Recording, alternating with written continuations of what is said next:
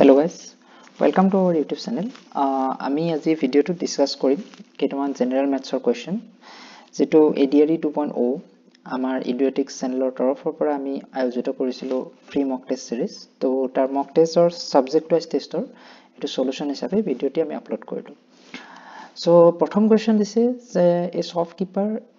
expect a gain of 22.5% on his cost price if in a week his sale was of res 392 what was his profit মানে এগৰাকী দোকানীয়ে তেওঁৰ বয় মূল্যত 22.5% লাভ আশা কৰে যদি এটা সপ্তাহত তেওঁৰ বিক্ৰী আছিল 392 টকা তেন্তে তেওঁৰ লাভৰ পৰিমাণ কিমান সো আমি এই কোৱেশ্চনটো আমাৰ এপ্ৰোচটো হ'ব আমি কষ্ট প্ৰাইসটো প্ৰথমতে কি কৰিলাম ধৰিলাম কষ্ট প্ৰাইস মানে তেওঁৰ কিটো যেটো মানে কি কৈছে তেওঁ কিমান দামত বস্তুখিনি কিনিছে ওকে সো হি কষ্ট প্ৰাইসটোৰ ওপৰতে আমাৰ কি হয় লাভটো প্ৰফিটটো সদায় কষ্ট প্ৰাইসৰ ওপৰতে হয় কিনা দানৰ ওপৰতে আমাৰ কি হয় প্ৰফিটটো হয় সো এটো মোৰ কষ্ট প্ৰাইসৰ লগত কি কষ্ট প্ৰাইসৰ 22.5% সো এটো বস্তু এখিনি বুজাইছে তেতিয়া টোটাল প্ৰাইসটো কিমান হ'ল 392 right এতিয়া আমি ক্যালকুলেশন কৰি বিনে কি উলিয়ালো x ৰ ভ্যালুটো উলিয়ালো দ্যাট মিন্স আমাৰ ক্যালকুলেশনটোত আমি কি দেখালো কষ্ট প্ৰাইসটো উলিয়ালো যেহেতু কষ্ট প্ৰাইসটো 390 গটিকে প্ৰফিটটো কিমান হ'ব 392 minus 320 so your answer is 72 ঠিক আছে সদায় অংকবোৰ কি সদায় বেসিক এপ্ৰোচৰ পৰা কৰিব চেষ্টা কৰিব লাগে তেতিয়া কি বহুত বস্তু মনত ৰাখিব নালাগে জাস্ট যে বেসিক এপ্ৰোচ যে এটো কথা মনত ৰাখিব লাগে যে কিনা দামটো লগত যদি আমি কি কৰো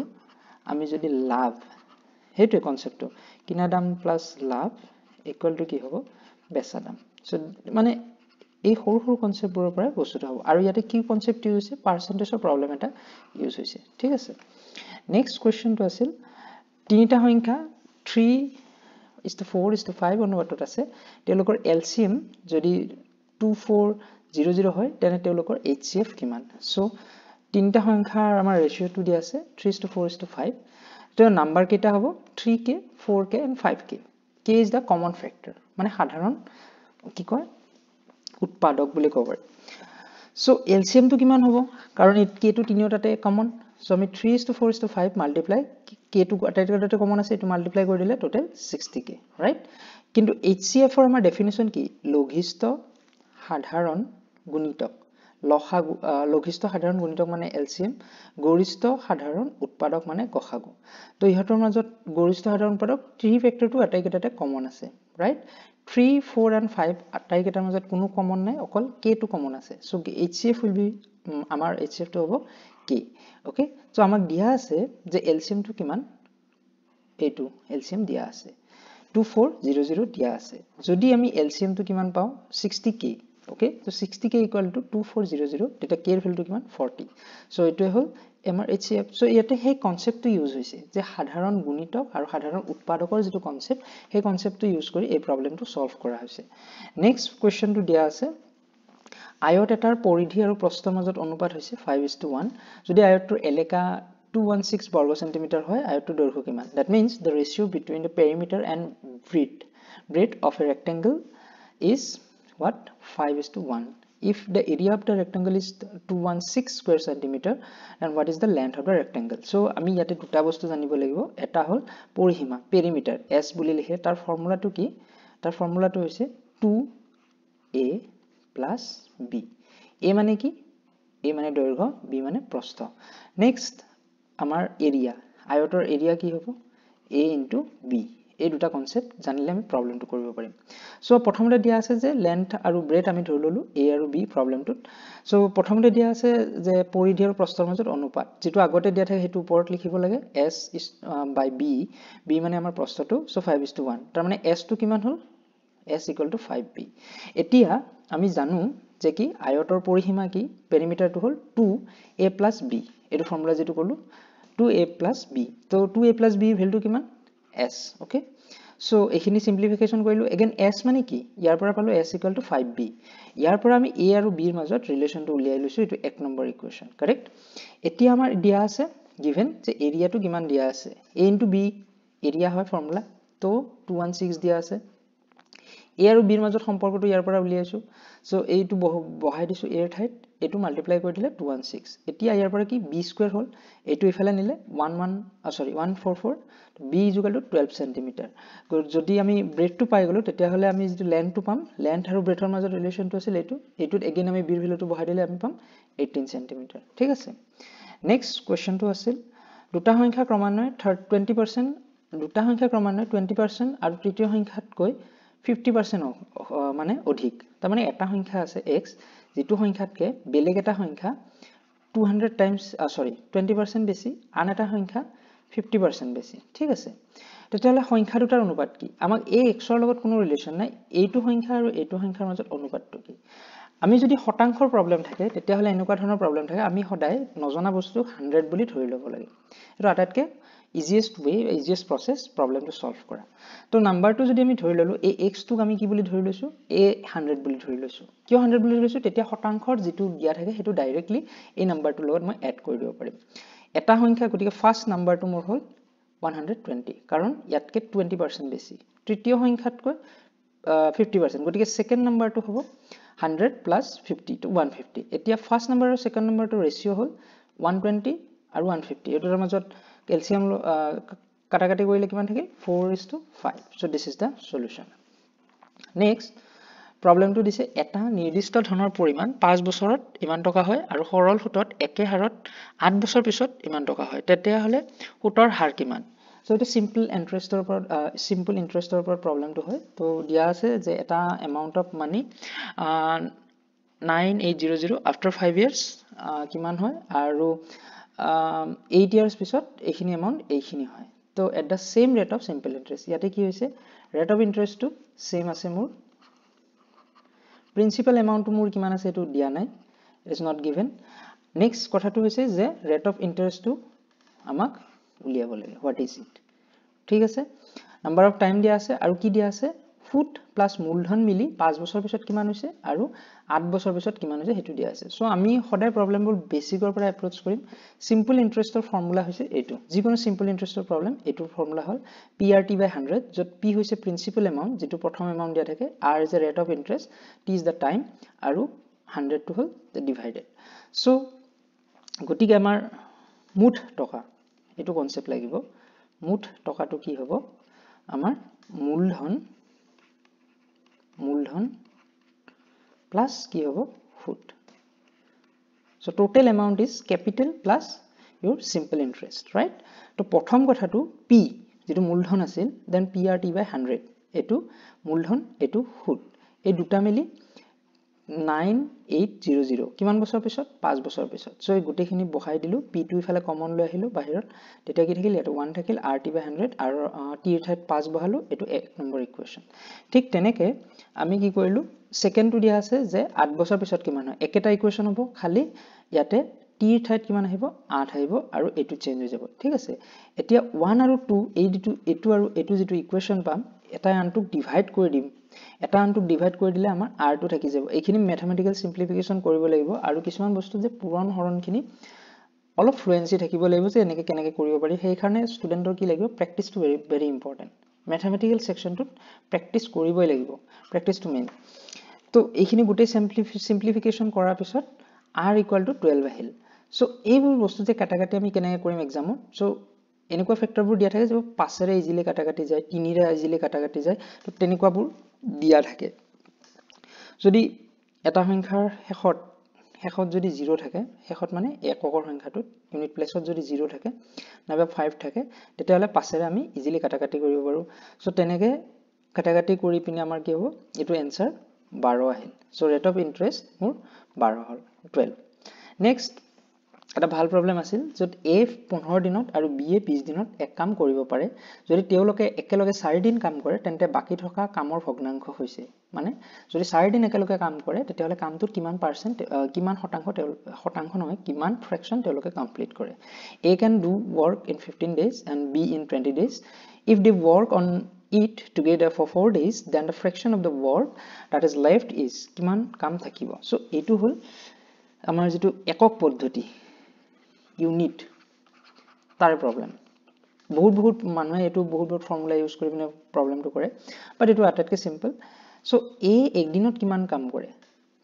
obviously a 15 দিনৰ এটা কাম কৰে সো এদিনত কৰা কাম হল 1/15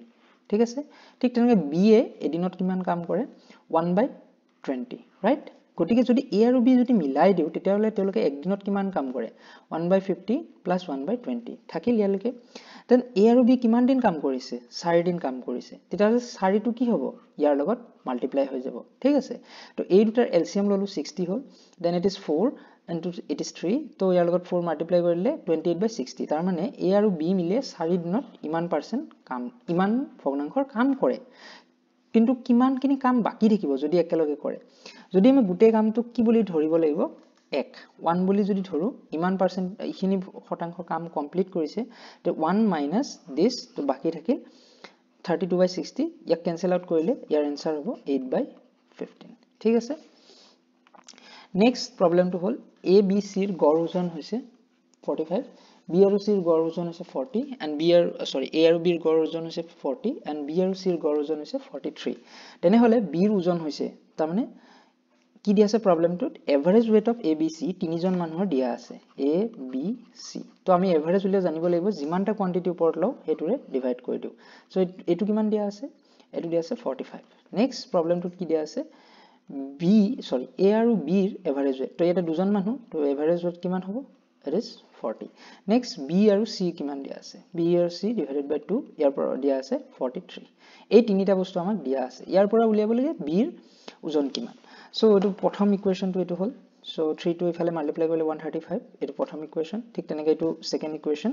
দেন এইটোৰ পৰা আমি পালো থাৰ্ড ইকুৱেচন এতিয়া আমি দেখিলো 2 আৰু 3 যদি আমি এড কৰি দিও তেতিয়া কিমান হ'ল a